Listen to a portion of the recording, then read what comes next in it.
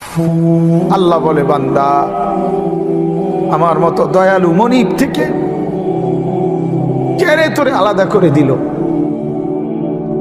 মা গাররাকা, আরে বান্দা আমার থেকে কেন আলাদা হলি? আমি কি অপরাধ করেছি?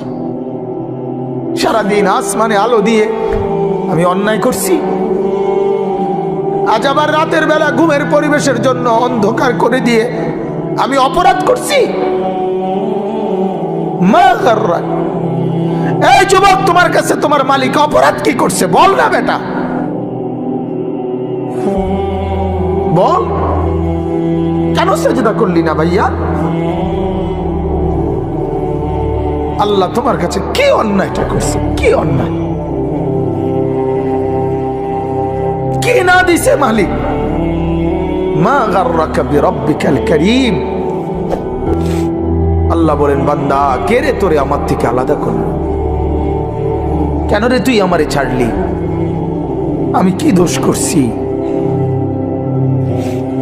হাদিসের মধ্যে আছে, লাইসা মিন ইয়াউমিন ইল্লা ইউরাদু আলা নবী সাল্লাল্লাহু আলাইহি ওয়াসাল্লাম আমালা উম্মতিহি গুদওয়াতান ওয়া আশিয়াতান। শোনো যুবক, আল্লাহর নবী বলেন প্রতিদিন দুইবার, সকালে একবার, সন্ধ্যায় একবার, আমার উম্মতের আমল আমি রাসূলের সামনে ফেরেশতারা পেশ করে। হায় হায়, নবীর সামনে তোমার নাম উচ্চারণ হয়, ফেরেশতা বলে, ইয়া রাসূলুল্লাহ, একটা সেজদা দেয় নাই, একটা সেজদা, একটা সেজদা দেয় নাই। আল্লাহর নবী তখন বলে, হায় আমার উম্মত, আমার 23টা বছরের দিবানিশির এই মেহনতের কোনো কদর করলি না? 23 বছরের আমার এত কষ্টের কোনো কদর হলো না?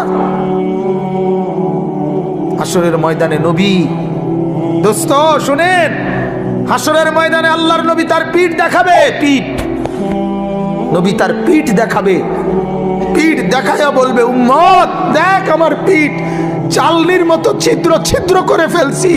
তায়েফের বাচ্চারা যখন আমারে পাথর মারছে, ওই পাথরের আঘাত সইতে গিয়ে। সেদিন দেখবেন